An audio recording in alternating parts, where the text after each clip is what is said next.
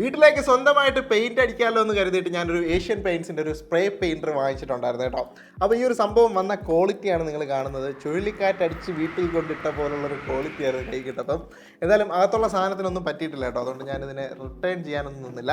അപ്പോൾ നമുക്കിന്ന് ഈ ഒരു സ്പ്രേ പെയിൻറ്ററിൻ്റെ കുറച്ച് പരിപാടികൾ എന്തൊക്കെയാണെന്ന് നമുക്ക് നോക്കാം. ആദ്യം തന്നെ ഈ ഒരു സ്പ്രേയറിലേക്ക് വന്നു കഴിഞ്ഞാൽ നമുക്ക് 550 വാട്ട്സ് ആണ് കേട്ടോ ഇതിൻ്റെ പവർ എന്ന് പറയുന്നത്. ഇവിടെ ആയിട്ടൊരു 800 ml പോട്ടും ഇവിടെ ആയിട്ട് കൊടുത്തിട്ടുണ്ട്. നോസിൽ നമുക്ക് ഡിഫറെൻറ്റ് രീതിയിൽ അഡ്ജസ്റ്റ് ചെയ്യാൻ വേണ്ടിയിട്ടുള്ള ഓപ്ഷൻ ഉണ്ട്. ഡ്യൂവൽ എക്സ്ട്രൂഷൻ ആണ് കേട്ടോ വരുന്നത്. അപ്പോൾ പലതരത്തിൽ നമുക്കൊരു ലാർജർ ഏരിയ കവർ ചെയ്യണമെങ്കിൽ അങ്ങനെയും സെറ്റ് ചെയ്യാൻ വേണ്ടിയിട്ട് പറ്റും. പിന്നെ നമുക്കിത് ഒറ്റ ക്ലിക്കിൽ ഊരി ഈസി ആയിട്ട് ക്ലീൻ ചെയ്യാനുള്ള ഓപ്ഷനും ഇതിനകത്ത് കൊടുത്തിട്ടുണ്ട് കേട്ടോ. രണ്ടാക്കാൻ വേണ്ടി പറ്റും.